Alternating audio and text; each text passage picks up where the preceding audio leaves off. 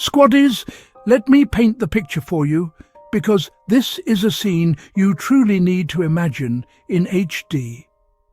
The Daily Mail newsroom wakes up every morning like it is their own personal Olympics. The staff stretches, cracks their knuckles, sips their bitterness-laced morning smoothie, adjusts their glasses and asks the same question they have asked every day since 2016. Team, how can we blame Meghan Markle for something today? Has she breathed recently? Blinked? Worn shoes? Cooked eggs? Let's investigate. This is a team that behaves as if Meghan personally stole their pensions, repossessed their homes and slashed their tyres. And today's storyline? Oh, today's storyline is premium-grade Daily Mail fiction. Apparently Meghan Markle, a woman who has lived in beautiful homes her entire adult life, who has worked on film sets, who has travelled across continents, who has seen luxury and simplicity and everything in between, was placed in a tiny cottage the size of a poorly funded university dorm room behind Kensington Palace. And according to the Daily Mail, she took one step inside and said, excuse me? Is this a residential home or a prison cell? Did I accidentally walk into an escape room challenge? And honestly, can you blame her? Squaddies, if Meghan's cottage was a prison, then half of London would gladly be inmates. Where do we sign up for this prison of privilege? Which wardens do we speak to? Is there a form? But the Daily Mail didn't stop there, no. They wrote today's script like they were auditioning to write The Crown, Delusion Edition. They went full drama, full emotion, full fan fiction. They claimed Meghan complained, that she was horrified, that she felt trapped. And all I could think was, of course she felt trapped. She wasn't trapped by the cottage, she was trapped by senior royals who didn't want her, British tabloids who hated her before they met her, and a national press that treated her like a political opponent.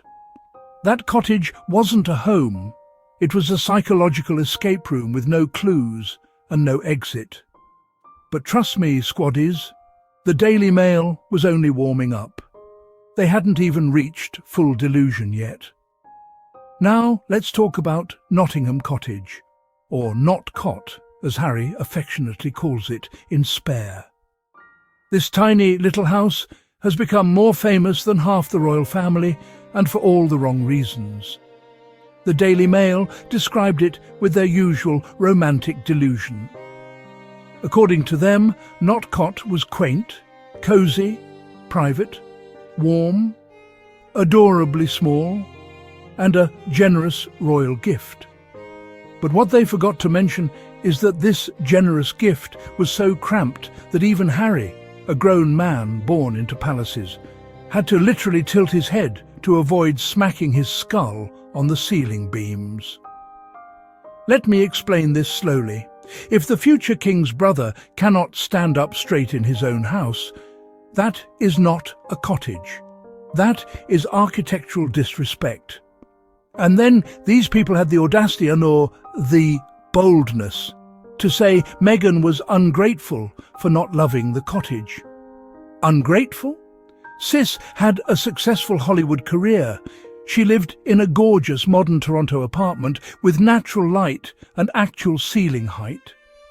She moved from a life of comfort and independence to a two-bedroom hobbit house with bad lighting, creaky floors and electrical wiring that probably whispered good luck every time she plugged in her hairdryer. And if she called it a kind of prison, I need these people to enlighten us. Which prison has royal gardens, swans, gardeners and a palace next door? If that's the prison system, throw me in and lose the key. Now, squaddies, get your popcorn, because this one right here is the Daily Mail's favourite lie. Their golden lie. Their Bible. Their livelihood. Meghan splurged 2.4 million. Every year they resurrect this lie like it's Easter Sunday. The way they write it, you'd think Meghan whipped out her personal debit card at the Home Depot checkout and said, "Give me platinum ceilings, gold doorknobs, Swarovski crystal windows, and a holographic robot butler that calls me Duchess." Let's settle this for the millionth time. Frogmore was Crown Estate property. The renovation was necessary because the building was falling apart. The work was approved by royal officials. The Sussexes didn't choose luxury. They chose safety and structural stability, and most importantly, Harry paid back every single penny. He paid it back faster than the tabloids could write the headline. But facts don't matter to the Daily Mail. Not when there's money to be made. Not when Meghan is involved. To the Daily Mail, facts are optional. Drama is mandatory. Now, this one made me choke on my tea. They said Meghan, a global actress, humanitarian and Los Angeles-born woman, didn't want rural obscurity. First of all, what rural obscurity? The woman was living 10 minutes from the Queen's castle, surrounded by security, surrounded by reporters, surrounded by racist headlines. What was obscure about that? The only obscurity Meghan ever experienced was being purposely hidden from the public by palace staff who wanted her silenced, not seen.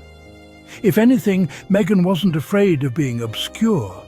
She was afraid of being isolated in a place where the press could attack her freely and the royals could conveniently ignore her.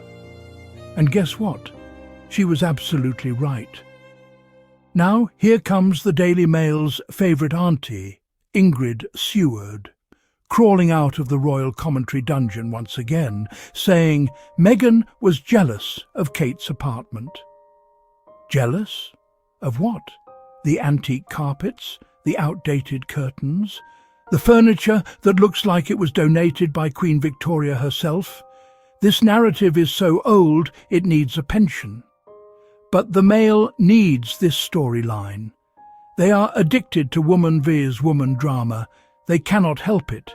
It is their toxic love language.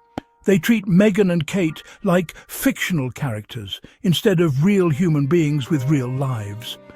Meghan likes modern interiors. Kate likes traditional. That's it. One likes fresh. One likes antique. This is interior design, not a WWE fight. Ah, yes, The Gardener Story. A classic, a fan favourite. No evidence, no witnesses, but plenty of imagination. Every few months, the tabloids bring it back like a seasonal flavour. She was rude to the gardener. She yelled at the staff. She ordered sparkling water for the plants. Sparkling water for the plants. Do you hear how absurd this sounds? This story is pure fiction, Frogmore fan fiction, royalist romance, a bedtime story for people who refuse to believe Meghan smiles at strangers, thanks staff, and grew up volunteering. The British press can't decide who Meghan is. One day she's too American, too nice. The next day she's a monster to strangers. Pick a storyline. Be consistent. After the Sussexes left, after Harry paid the renovation money back, after they built a peaceful life in California, the royal family still decided to evict them. They kicked them out of a house they barely lived in, a house Harry paid for. And what happened next? Nothing. The cottage is empty. Empty, squaddies. Nobody wanted it. Nobody lives there. Not even Prince Andrew wants it. And Andrew takes anything offered to him. Imagine being so determined to punish Meghan and Harry that you'd rather let an entire house rot than let them use it. Peak pettiness, peak Windsor energy. And so we reach the grand finale, the Daily Mail's latest fantasy chapter in what I now call the Daily Mail Cinematic Universe.